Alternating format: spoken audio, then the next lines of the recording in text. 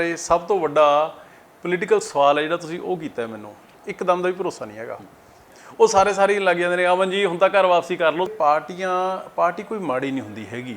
ਸੋ ਇੱਕ ਲੰਬਾ ਸੰਘਰਸ਼ ਹੈ ਜਿਹੜਾ ਕਿ 17 ਸਾਲ ਲੜਨਾ ਪਿਆ। ਟਿਕਟ ਮਿਲੀ ਪਰ ਆਪਦੇ ਪਰਿਵਾਰ ਦੇ ਵਿੱਚੋਂ ਹੀ ਮੇਰੇ ਬ੍ਰਦਰ ਇਨ ਲਾ ਉਹ ਅਗੇਂਸਟ ਖੜੇ ਹੋ ਗਏ, ਜਿਹਦੀ ਵਜ੍ਹਾ ਕਰਕੇ ਹਾਰ ਗਏ।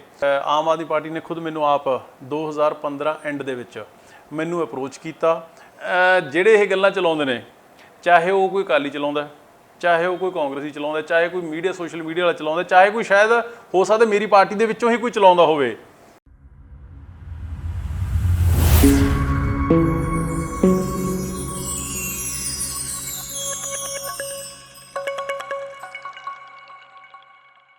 ਪੰਜਾਬੀ ਨਿਊਜ਼ ਆਨਲਾਈਨ ਦੇਖਦੇ ਸਾਰੇ ਦਰਸ਼ਕਾਂ ਦਾ ਸਵਾਗਤ। ਦੋਸਤੋ, ਮੈਂ ਸੁਖਨੈਪ ਸਿੰਘ ਸਿੱਧੂ ਅਨਟੋਲਡ ਸਟੋਰੀਜ਼ ਦੇ ਨਾਲ ਸ਼ਾਮਲ ਹਾਂ। ਅਨਟੋਲਡ ਸਟੋਰੀ ਤੁਹਾਡੇ ਸਾਰਿਆਂ ਦੇ ਵਾਸਤੇ ਹੈ। ਸਾਡਾ ਯਤਨ ਹੈ ਉਹਨਾਂ ਸਿਆਸੀ ਲੋਕਾਂ ਦੀ ਗੈਰ ਸਿਆਸੀ ਜ਼ਿੰਦਗੀ ਨੂੰ ਤੁਹਾਡੇ ਸਾਹਮਣੇ ਰੱਖੀਏ, ਜਿਹਦੇ ਕਰਕੇ ਉਹ ਕਿਸੇ ਮੁਕਾਮ ਨੂੰ ਸਿਰਜਦੇ ਹੈ, ਕਿਸੇ ਮੰਜ਼ਿਲ ਤੇ ਪਹੁੰਚਦੇ ਹੈ। ਬਹੁਤ ਸਾਰੇ ਲੋਕਾਂ ਨੇ ਸੰਘਰਸ਼ ਕੀਤੇ ਨੇ, ਮੁਕਾਮ ਹਾਸਲ ਕੀਤੇ ਨੇ, ਤੇ ਉਹ ਮੁਕਾਮ ਤੁਹਾਡੇ ਸਾਹਮਣੇ ਰੱਖੀਏ ਕਿ ਕਿਵੇਂ ਇਹ ਸਫ਼ਰ ਉਹਨਾਂ ਦਾ ਜਿਹੜਾ ਸਿਆਸਤ ਦੀਆਂ ਪੌੜੀਆਂ ਦੇ ਵੱਲ ਨੂੰ ਹੁੰਦਾ ਗਿਆ, ਕਿਵੇਂ ਉਹ ਸਿਆਸਤ ਦੇ ਸਿਖਰ ਦੇ ਉੱਤੇ ਪਹੁੰਚਦੇ ਗਏ। ਅੱਜ ਸੁਨਾਮ ਚੱਲੇ ਹਾਂ ਅਮਨ ਅਰੋੜਾ ਹੋਰਾਂ ਦੇ ਕੋਲ ਤੇ ਗੱਲਬਾਤ ਕਰਾਂਗੇ ਅਮਨ ਅਰੋੜਾ ਦੇ ਨਾਲ। ਉਹ ਵਿਧਾਇਕ ਨੇ ਆਮ ਆਦਮੀ ਪਾਰਟੀ ਦੇ, ਪਹਿਲਾਂ ਕਾਂਗਰਸ ਦੇ ਵਿੱਚ ਸੀ ਔਰ ਉਹਨਾਂ ਦੇ ਪਿਤਾ ਜੀ ਖੁਦ ਮੰਤਰੀ ਰਹਿ ਚੁੱਕੇ ਨੇ। ਬੇਸ਼ੱਕ ਅੱਜ ਉਹ ਇਸ ਦੁਨੀਆ 'ਚ ਨਹੀਂ ਹੈ ਤੇ ਉਹਨਾਂ ਨੇ ਵੀ ਕਾਂਗਰਸ ਦੇ ਵਿੱਚ ਹੀ ਆਪਣਾ ਬਹੁਤ ਸਾਰਾ ਜੀਵਨ ਗੁਜ਼ਾਰਿਆ ਸੀ। ਅੱਜ ਸੁਣਦੇ ਹਾਂ ਉਹਨਾਂ ਦੇ ਜ਼ਿੰਦਗੀ ਦੇ ਕਿੱਸੇ। ਆਓ ਚੱਲੀਏ।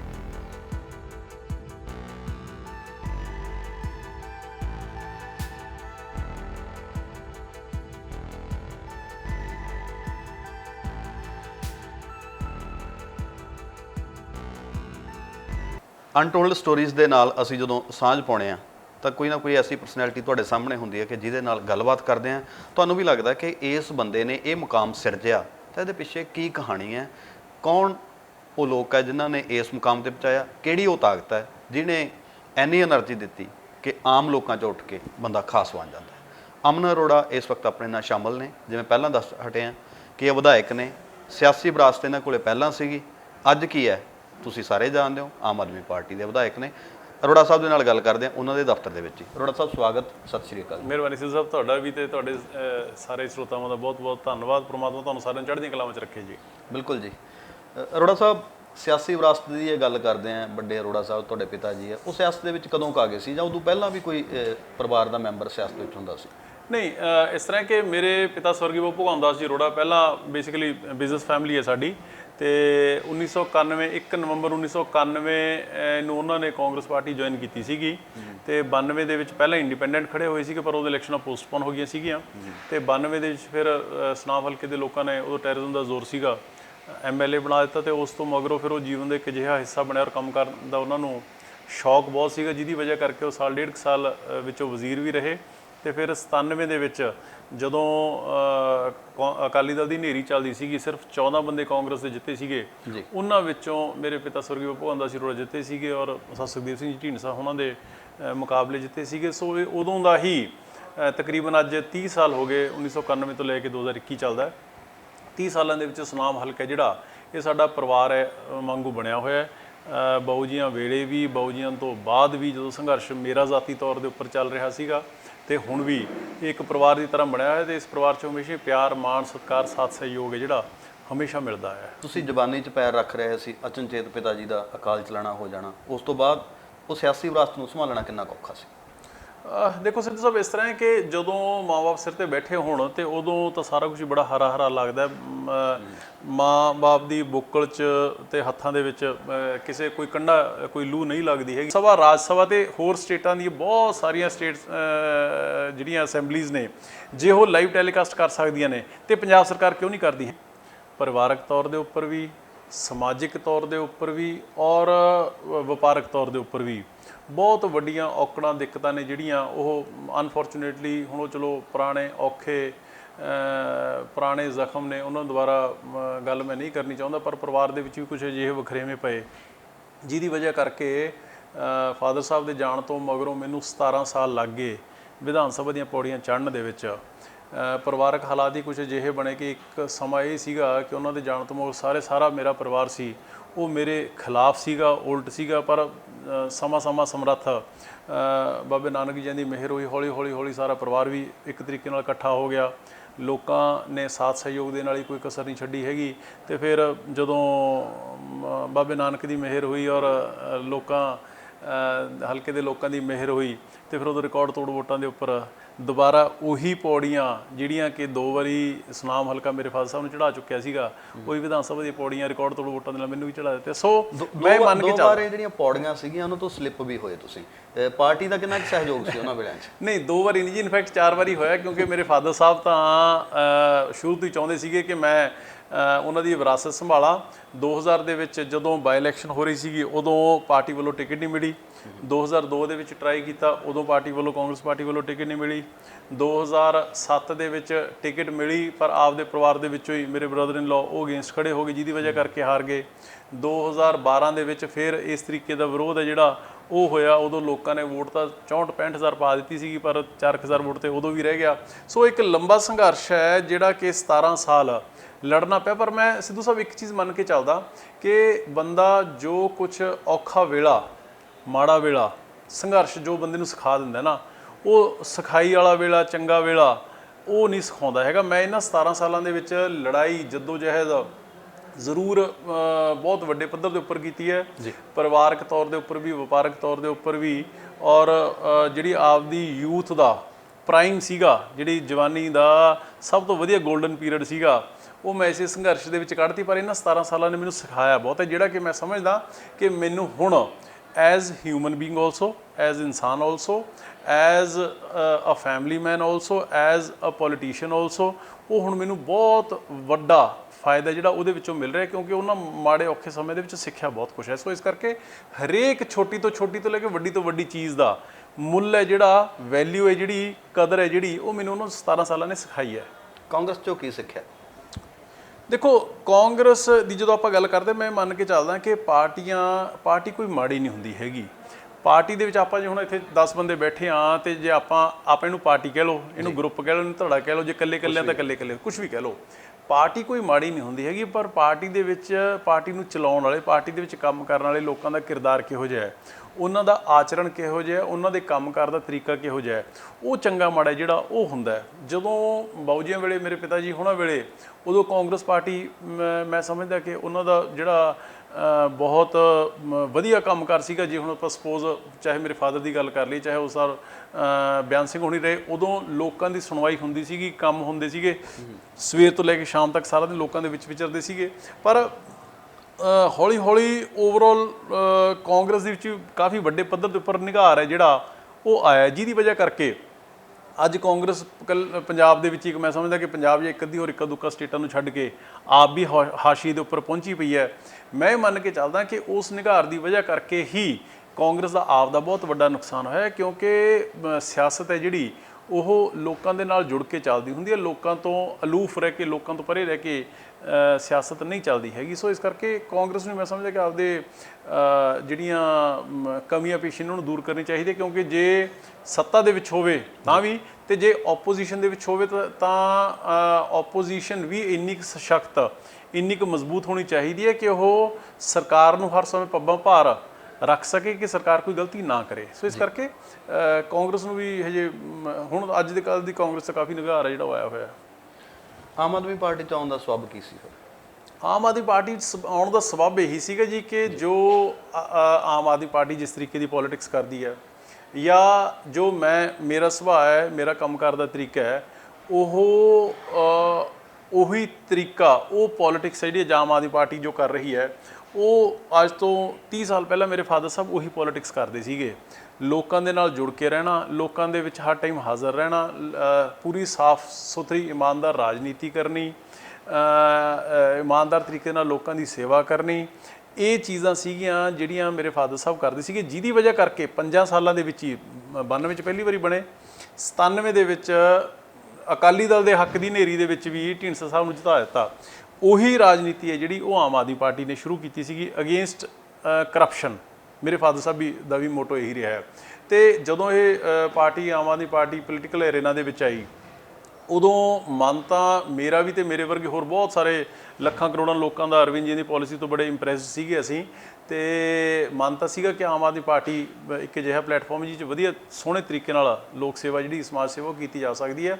ਤੇ ਫਿਰ ਸਬੱਬ ਇਹੋ ਜਿਹਾ ਬਣਿਆ ਕਿ ਆਮ ਆਦਮੀ ਪਾਰਟੀ ਨੇ ਖੁਦ ਮੈਨੂੰ ਆਪ 2015 ਐਂਡ ਦੇ ਵਿੱਚ ਮੈਨੂੰ ਅਪਰੋਚ ਕੀਤਾ ਤੇ ਤਕਰੀਬਨ 2 ਮਹੀਨੇ ਮੈਂ ਚੰਗੀ ਤਰ੍ਹਾਂ ਸੋਚਿਆ ਵਿਚਾਰਿਆ, ਆਪਦੇ ਸਾਥੀਆਂ ਨਾਲ ਸਲਾਹ ਮਸ਼ਵਰਾ ਕੀਤਾ ਤੇ ਸਾਰਿਆਂ ਦੀ ਮਨ ਇਹ ਬਣਿਆ ਵੀ ਹੁਣ ਸਮਾਂ ਆ ਚੁੱਕਿਆ ਤੇ ਸਮੇਂ ਦੇ ਨਾਲ ਮੂਵ ਫਾਰਵਰਡ ਹੈ ਜਿਹੜਾ ਉਹ ਕਰਨਾ ਚਾਹੀਦਾ ਹੈ। ਤੇ ਇਹ ਇੱਕ ਅਜਿਹੀ ਪਾਰਟੀ ਹੈ ਜਿਹਦੇ 'ਚ ਇਮਾਨਦਾਰੀ ਦੇ ਨਾਲ, ਸਾਫ਼ ਗੋਈ ਦੇ ਨਾਲ, ਲੋਕਾਂ ਦੇ ਨਾਲ ਜੁੜ ਕੇ ਜਿਹੜੀ ਰਾਜਨੀਤਿਕ ਤੌਰ ਦੇ ਉੱਪਰ ਸੇਵਾ ਜਿਹੜੀ ਉਹ ਵਧੀਆ ਤਰੀਕੇ ਨਾਲ ਕੀਤੀ ਜਾ ਸਕਦੀ ਹੈ। ਸੋ ਉਹ ਸਬੱਬ ਬਣਿਆ ਤੇ ਜਿਹਦੀ ਵਜ੍ਹਾ ਕਰਕੇ ਮੈਂ ਆਮ ਆਦਮੀ ਪਾਰਟੀ ਦੇ ਵਿੱਚ 2016 ਜਨਵਰੀ ਦੇ ਵਿੱਚ ਸ਼ਾਮਲ ਹੋਇਆ। ਛੱਡ ਕਦੋਂ ਰਹੇ ਹੋ ਆਮ ਆਦਮੀ ਪਾਰਟੀ? ਦੇਖੋ ਇਹ ਸਵਾਲ ਨੇ ਜਿਹੜੇ ਸਿੱਧੂ ਸਾਹਿਬ, ਤੁਸੀਂ ਵੈਸੇ ਤਾਂ ਅਨਟੋਲਡ ਸਟੋਰੀ ਦੀ ਗੱਲ ਕੀਤੀ ਹੈ, ਪਰ ਇਹ ਸਭ ਤੋਂ ਵੱਡਾ ਪੋਲੀਟੀਕਲ ਸਵਾਲ ਹੈ ਜਿਹੜਾ ਤੁਸੀਂ ਉਹ ਕੀਤਾ ਮੈਨੂੰ। ਅਕਸਰ ਹੀ ਉੱਠਦਾ ਨਾ ਜੀ, ਅਕਸਰ ਉੱਠਦਾ। ਮੈਂ ਤੁਹਾਨੂੰ ਦੱਸਦਾ, ਅਕਸਰ ਉੱਠਦਾ ਜਿਹੜਾ ਉੱਠਦਾ ਰਹੇ, ਮੈਨੂੰ ਉਹਨਾਂ ਚੀਜ਼ਾਂ ਦੇ ਨਾਲ ਕੋਈ ਫਰਕ ਨਹੀਂ ਪੈਂਦਾ ਹੈਗਾ। ਮੈਂ ਤੁਹਾਡੇ ਤੋਂ ਇੱਕ, ਜਦੋਂ ਤੁਸੀਂ ਆਪਾਂ ਕਦੋਂ ਦੀ ਗੱਲ ਕਰਦੇ ਆ, ਮੈਨੂੰ ਤੁਸੀਂ ਗੱਲ ਦੱਸੋ, ਅਗਲਾ ਤੁਸੀਂ ਵਿਧਾਨ ਸਭਾ ਨੂੰ ਲਾਈਵ ਟੈਲੀਕਾਸਟ ਕਰ ਦਿਓ, ਮੀਡੀਆ ਆਪੇ ਸਾਰੇ ਮੁਲਕ ਨੂੰ, ਸਾਰੀ ਦੁਨੀਆ ਨੂੰ ਦਿਖਾ ਦੂਗਾ ਵੀ ਕਿਹੜਾ ਐਮਐਲਏ, ਕਿਹੜੀ ਪਾਰਟੀ ਕੀ ਗੱਲ ਕਰਦੀ ਹੈ, ਕੀ ਨਹੀਂ ਕਰਦੀ ਹੈਗੀ। ਪਾਰਟੀ ਦਾ ਮੈਂ ਚਾਹੇ ਜਿੰਨੀ ਦੇਰ ਪਹਿਲਾਂ ਕਾਂਗਰਸ ਸੀਗਾ ਉਨੀ ਦੇਰ ਪੂਰੀ ਇਮਾਨਦਾਰੀ ਦੇ ਨਾਲ, ਵਫਾਦਾਰੀ ਦੇ ਨਾਲ ਕਾਂਗਰਸ ਪਾਰਟੀ ਦਾ ਝੰਡਾ ਬੁਲੰਦ ਕਰਕੇ ਰੱਖਿਆ। ਅੱਜ ਆਮ ਆਦਮੀ ਪਾਰਟੀ ਦਾ ਤੇ ਅਰਵਿੰਦ ਕੇਜਰੀਵਾਲ ਦਾ ਸਿਪਾਹੀ ਆ ਤੇ ਆਮ ਆਦਮੀ ਪਾਰਟੀ ਦਾ ਝੰਡਾ ਬੁਲੰਦ ਕਰਕੇ ਰੱਖਿਆ ਤੇ ਕਰਕੇ ਹੀ ਰੱਖਣਾ ਹੈ। ਸੋ ਇਹ ਜਿਹੜੀਆਂ ਚੀਜ਼ਾਂ ਨੇ ਨਾ, ਇਹ ਤੁਸੀਂ ਪਹਿਲੇ ਬੰਦੇ ਨਹੀਂ ਹੈਗੇ ਜਿਹੜੇ ਮੈਨੂੰ ਸਵਾਲ ਕਰ ਰਹੇ ਹੋ। ਇਹ ਪਿਛਲੇ ਸੁਣੋ ਇਹ 4.5 ਸਾਲਾਂ ਦੇ ਵਿੱਚ ਸਵਾਲ ਨੇ ਜਿਹੜੇ, ਜਾਂ ਇਹ ਕਿਆਸ ਰਾਈਆਂ ਨੇ, ਜਾਂ ਜਿਹਨੂੰ ਆਪਾਂ I don't want to use the word ਕਿ ਲੰਗੋਟਾ ਡਾਕ ਚੱਲ ਪੈਂਦੀ ਹੈ ਜਿਹੜੀ, ਇਹ ਬਹੁਤ ਵਾਰੀ ਚੱਲ ਚੁੱਕੀ ਤੇ ਬਹੁਤ ਵਾਰੀ ਆਪ ਹੀ ਬੰਦ ਹੋ ਜਾਂਦੀ ਹੈ। ਇਹਦਾ ਕਾਰਨ ਕੀ ਹੈ? ਇਹਦਾ ਕਾਰਨ ਤਾਂ ਮੈਨੂੰ ਪਤਾ ਨਹੀਂ ਹੈ ਜੀ, ਪਰ ਮੈਂ ਇਹ ਮੰਨ ਕੇ ਚੱਲਦਾ ਕਿ ਚਲੋ ਹੁਣ ਇਹਦਾ ਕਾਰਨ ਇੱਕ ਤਾਂ ਇਹ ਵੀ ਹੈ ਵੀ ਜਿੱਥੇ ਕਾਂਗਰਸੀ ਮਿਲ ਜਾਂਦੇ ਨੇ, ਚਾਹੇ ਕੈਪਟਨ ਅਮਰਿੰਦਰ ਸਿੰਘ ਜੀ, ਮੈਂ ਜ਼ਾਤੀ ਤੌਰ ਤੇ ਉਹਨਾਂ ਨੂੰ 4.5 ਸਾਲਾਂ 'ਚ ਕਦੇ ਮਿਲ ਨਹੀਂ ਗਿਆ ਹੈਗਾ, ਪਰ ਜਿਹਦੇ ਵਿਧਾਨ ਸਭਾ ਦੇ ਵਿੱਚ ਮਿਲ ਗਏ, ਕਿਸੇ ਹੋਰ ਫੰਕਸ਼ਨ ਤੇ ਮਿਲ ਗਏ, ਚਾਹੇ ਜਿੰਨੇ ਕੋਈ ਮੰਤਰੀ ਮਿਲ ਜਾਂਦੇ ਨੇ, ਕੋਈ ਐਮਐਲਏ ਮਿਲ ਜਾਂਦੇ ਨੇ, ਉਹ ਸਾਰੇ ਲੱਗ ਜਾਂਦੇ ਨੇ, ਅਮਨ ਜੀ ਹੁਣ ਤਾਂ ਘਰ ਵਾਪਸੀ ਕਰ ਲਓ। ਸੋ ਮੈਨੂੰ ਚਲੋ ਇੰਨਾ ਕੁ ਮੈਂ ਮੰਨ ਕੇ ਚੱਲਦਾ ਕਿ ਜ਼ਾਤੀ ਤੌਰ ਦੇ ਉੱਪਰ ਰਿਲੇਸ਼ਨ ਨੇ ਜਿਹੜੇ, ਕਿਉਂਕਿ ਇੰਨੇ ਸਾਲ ਉੱਧਰ ਲਾਏ ਨੇ, ਠੀਕ ਨੇ। ਔਰ ਮੈਂ ਸਮਝਦਾ ਕਿ ਕਦੇ ਵੀ ਤੁਸੀਂ ਜਿਹੜੀ ਜ਼ਾਤੀ ਵਿਰੋਧ ਹੈ, ਜਿਹੜਾ ਦੁਸ਼ਮਣੀ ਆ, ਉਹ ਸਿਆਸਤ ਦੇ ਵਿੱਚ ਪਾਉਣੀਆਂ ਨਹੀਂ ਚਾਹੀਦੀਆਂ ਕਿ ਉਹਦਾ ਕਾਰਨ ਹੈ ਇੱਕ, ਮੈਂ ਮੰਨ ਕੇ ਚੱਲਦਾ ਕਿ ਜੇ ਤੁਸੀਂ ਨਿੱਜੀ ਵਿਰੋਧਾਂ ਦੇ ਵਿੱਚ ਪੈ ਜਾਓ, ਨਿੱਜੀ ਦੁਸ਼ਮਣੀਆਂ ਦੇ ਵਿੱਚ ਪੈ ਜਾਓ, ਤੇ ਲੋਕਾਂ ਦੇ ਮੁੱਦੇ, ਲੋਕਾਂ ਦੇ ਮਸਲੇ, ਪੰਜਾਬ ਦੇ ਮਸਲੇ ਜਿਨ੍ਹਾਂ ਨੂੰ ਤੁਸੀਂ ਹੱਲ ਕਰਨ ਲਈ ਤੁਸੀਂ ਰਾਜਨੀਤੀ ਦੇ ਵਿੱਚ ਆਏ ਹੋ, ਉਹ ਮਗਰ ਛੁੱਟ ਜਾਂਦੇ ਹੁੰਦੇ ਨੇ। ਸੋ ਇਸ ਕਰਕੇ ਮੈਂ ਤਾਂ ਤੁਹਾਨੂੰ ਇਹੀ ਕਹੂੰਗਾ ਕਿ ਇਹ ਮਸਲੇ ਕਈ ਵਾਰੀ ਚੱਲ ਚੁੱਕੇ, ਕਈ ਵਾਰੀ ਹਜੇ ਆਉਣ 4 ਸਾਲਾਂ ਦੇ ਵਿੱਚ, 4 ਮਹੀਨਿਆਂ ਦੇ ਵਿੱਚ ਹਜੇ ਹੋਰ ਵੀ ਸ਼ਾਇਦ ਕਈ ਵਾਰੀ ਚੱਲਣ। ਇਹਦੇ 'ਚ ਕਈ ਵਾਰੀ ਮੈਨੂੰ ਕੁਝ ਮੀਡੀਆ, ਸੋਸ਼ਲ ਮੀਡੀਆ ਖਾਸ ਤੌਰ ਤੇ ਕਦੇ ਮੈਨੂੰ ਕਾਂਗਰਸ 'ਚ ਭੇਜ ਦਿੰਦਾ, ਕਦੇ ਮੈਨੂੰ ਅਕਾਲੀ ਦਲ 'ਚ ਭੇਜ ਦਿੰਦਾ, ਕਦੇ ਮੈਨੂੰ ਕਿਸੇ 'ਚ ਭੇਜ ਦਿੰਦਾ। ਮੈਨੂੰ ਤਾਂ ਕੰਪੈਰੀਜ਼ਨ ਵੀ ਕਰਨ ਲੱਗ ਜਾਂਦੇ ਨੇ, ਕੋਈ ਟਿਕਟ ਵੀ ਨਹੀਂ ਮਿਲਣੀ ਜੇ ਆਮ ਆਦਮੀ ਕਾਂਗਰਸ 'ਚ ਆ ਗਏ। ਇੱਥੇ ਜੀ ਤੁਹਾਡੇ ਬ੍ਰਦਰ ਇਨ ਲਾ ਦਾ ਜ਼ਿਕਰ ਹੁੰਦਾ, ਇੱਥੇ ਕਈਆਂ ਦਾ ਹੋਰ ਹੁੰਦਾ ਕਿ ਦਾਅਵੇਦਾਰ ਵਾਲੇ ਨੇ, ਇੱਥੋਂ ਤੱਕ ਵੀ ਚੱਲ ਪੈਂਦਾ ਨਾ ਗਾਹਾਂ ਅੱਗੇ ਚਰਚਾ ਕਿ ਕਾਂਗਰਸ ਦੇ ਵਿੱਚ ਜੇ ਅਮਨ ਅਰੋੜਾ ਜਾਣਗੇ ਗਾਹਾਂ ਨੂੰ ਟਿਕਟ ਨਹੀਂ ਮਿਲਣੀ, ਅੱਗੇ ਤੱਕ ਦੀ ਚਰਚਾ ਚਲਾ ਦਿੰਦੇ ਨਾ ਲੋਕੀ। ਸੁਣੋ ਮੇਰੀ ਨੇਚਰ ਥੋੜੀ ਜਿਹੀ ਹੋਰ ਤਰੀਕੇ ਦੀ ਹੈ।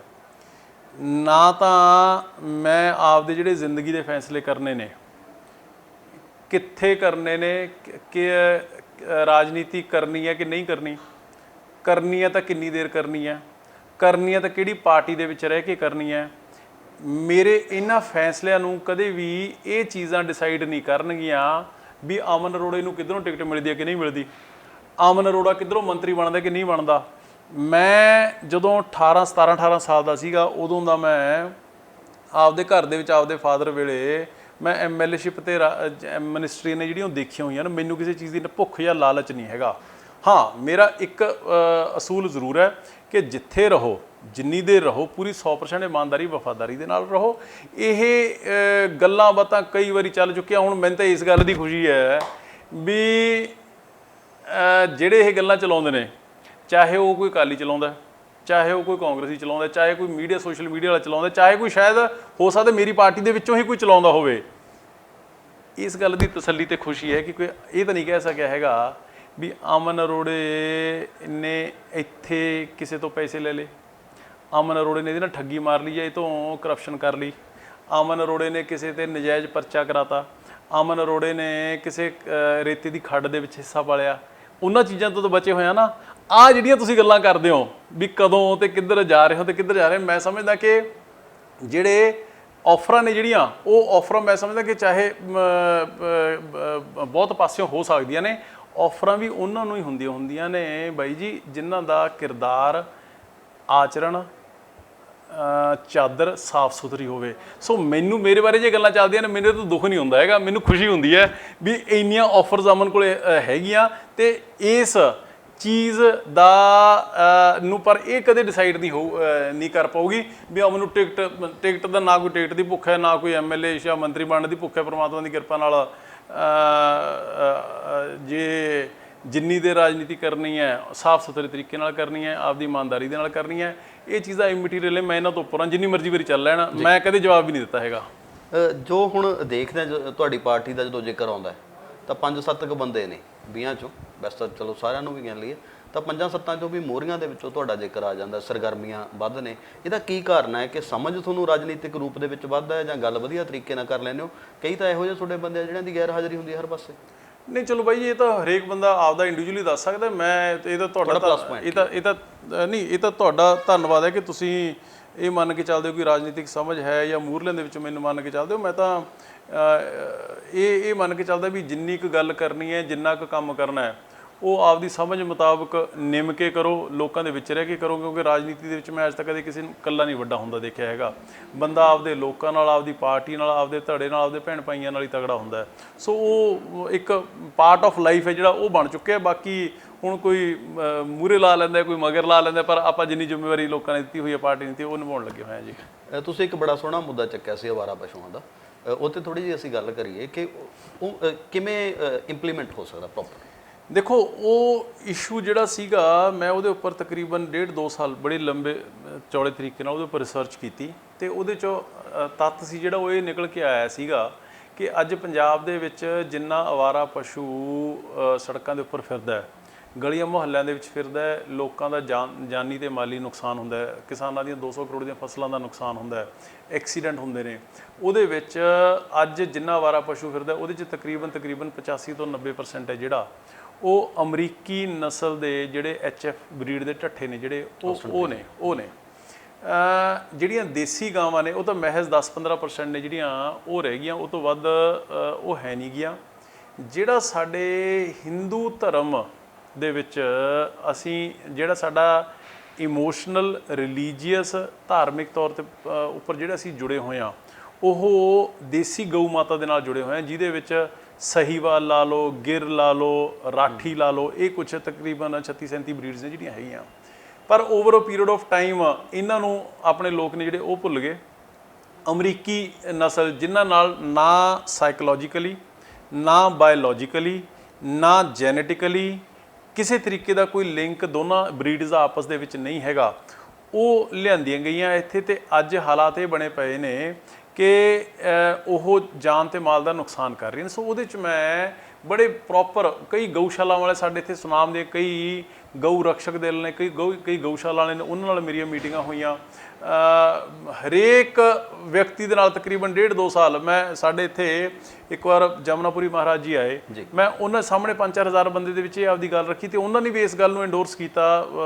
ਉੱਥੋਂ ਆਉਂਦੇ ਹੁੰਦੇ ਨੇ, ਹੁਣ ਇੱਥੇ ਡੇਰਾ ਪਾਇਆ ਇਹਨਾਂ ਨੇ, ਆਪਣਾ ਹਰਿਦੁਆਰ ਤੋਂ ਆਉਂਦੇ ਨੇ, ਉਹਨਾਂ ਨੇ ਵੀ ਇਸ ਗੱਲ ਨੂੰ ਐਂਡੋਰਸ ਕੀਤਾ ਵੀ ਹਾਂ ਦੋਨਾਂ ਦਾ ਆਪਸ ਦੇ ਵਿੱਚ ਲਿੰਕ ਕੋਈ ਨਹੀਂ। ਸੋ ਮੇਰੇ ਕਹਿਣ ਦਾ ਮਤਲਬ ਇਹ ਹੈ ਕਿ ਸਿਰਫ ਔਰ ਸਿਰਫ ਅੱਖਾਂ ਦੇ ਉੱਪਰ ਅੰਧ ਵਿਸ਼ਵਾਸ ਦੀ ਪੱਟੀ ਬੰਨ੍ਹ ਕੇ ਆਪਾਂ ਲੋਕਾਂ ਦੀ ਜਾਨ ਤੇ ਮਾਲ ਦੇ ਨਾਲ ਖਿਲਵਾੜ ਹੈ ਜਿਹੜਾ ਉਹ ਨਹੀਂ ਕਰ ਸਕਦੇ ਹੈਗੇ।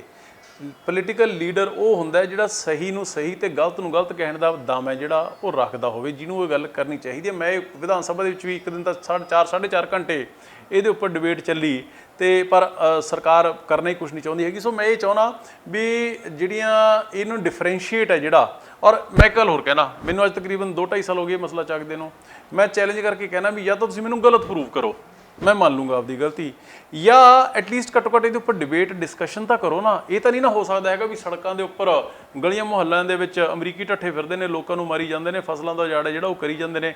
ਡਿਸਕਸ਼ਨ ਹੋਣੀ ਚਾਹੀਦੀ ਹੈ, ਡਿਫਰੈਂਸ਼ੀਏਟ, ਇੱਕ ਸੈਕਿੰਡ, ਡਿਫਰੈਂਸ਼ੀਏਟ ਹੈ ਜਿਹੜੀ ਦੇਸੀ ਗਾਂ ਦੀ ਬਰੀਡ ਦੇ ਵਿੱਚ ਤੇ ਅਮਰੀਕੀ ਢੱਠੇ ਦੇ ਵਿੱਚ ਡਿਫਰੈਂਸ਼ੀਏਸ਼ਨ ਹੈ ਜਿਹੜੀ, ਫਰਕ ਹੈ ਜਿਹੜਾ ਉਹ ਹੋਣਾ ਚਾਹੀਦਾ ਤੇ ਉਹਦੇ ਅਕੋਰਡਿੰਗਲੀ ਸਰਕਾਰਾਂ ਨੂੰ ਫੈਸਲਾ ਜਿਹੜਾ ਉਹ ਲੈਣਾ ਚਾਹੀਦਾ ਹੈ। ਅੰਧ ਵਿਸ਼ਵਾਸ ਦੀ ਪੱਟੀ ਅੱਖਾਂ ਦੇ ਉੱਪਰ ਬੰਨ੍ਹ ਕੇ ਤੇ ਇਹ ਸੋਚ ਕੇ ਕਿ ਹਾਏ ਕਿਤੇ ਮੇਰਾ ਵੋਟਾਂ ਦਾ ਨੁਕਸਾਨ ਨਾ ਹੋ ਜੇ, ਪੋਲੀਟੀਕਲ ਕਲਾਸ ਜੇ ਪੋਲੀਟੀਕਲ ਲੀਡਰਸ਼ਿਪ ਇਹ ਸੋਚੀ ਚੱਲੂਗੀ ਤੇ ਲੋਕਾਂ ਨੂੰ ਮਰਨ ਵਾਸਤੇ ਛੱਡ ਦੂਗੀ।